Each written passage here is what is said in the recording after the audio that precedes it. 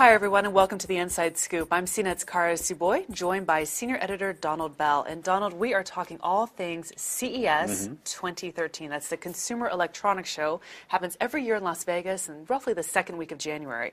So we're just a few days away from heading down to the big show. Right. What are some of your thoughts for this year? What are we going to see as far as products go? One thing that's always a staple of CES is TVs. It's half of it always seems to be big name announcements for televisions and also some new technologies that have been kind of in the pipe for a while now that are falling down into, consumer level television. So we're looking at 4K TVs, which is double the resolution of our highest resolution 1080p TVs right now, and OLED TVs, which have been in the process for a while, but we've seen smaller screen sizes that are very expensive.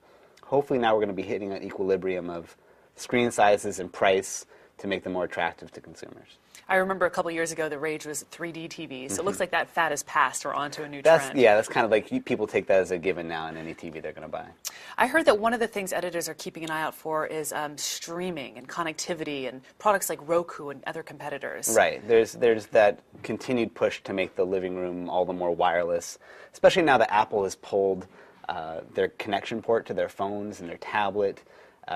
There's this push to have like AirPlay speaker systems, Bluetooth speaker systems. People are now, whether they like it or not, having to embrace more wireless technologies in the living room, including things like Roku for streaming video to their TVs, but even on the front of like wireless charging for their phones or wireless speaker systems for their home theater. What about handheld devices in the form of smartphones or tablets? Do you think we'll see a lot of innovation in the hardware space there? So at least for the past 2 years, CES has definitely been a place where we've seen a lot of new Android tablets, and I think that's still going to continue here because we've seen some successful footholds in the tablet market for Android devices like the Amazon Kindle Fire and the Nexus 7. So we're going to see probably even more Android tablets moving into CES. But as far as phones go, we have Mobile World Congress coming up in a month after CES. So I think a lot of the manufacturers are going to save their big name announcements for that expo.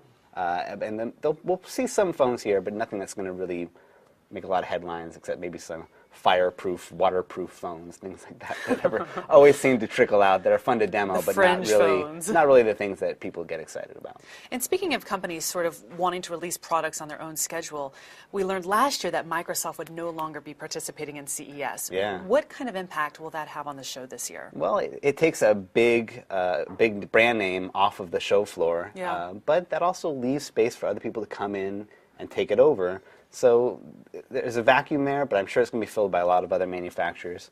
It makes sense for Microsoft in a way because they just came out with their big push for Windows 8, Windows Phone 8. So they've already kind of shown off everything that they have for this year. True. So there's not a lot for them to show at CES.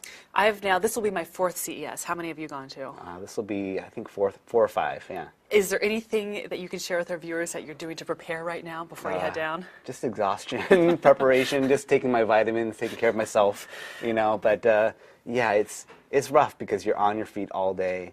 It's high stress. The bloggers and writers are bringing extra like MiFis to keep connected to the internet at their different press conferences. It's a lot to go through. Just wading through the crowds is difficult at times. You bring extra socks, comfy shoes. It's a lot of walking. Yeah, but definitely. That's all. There's no real preparation you can do except to get a lot of rest. Absolutely. Well, we look forward to seeing you down there. Thank you so much, Donald Bell. I'm Kara Suboy. Thanks for watching The Inside Scoop.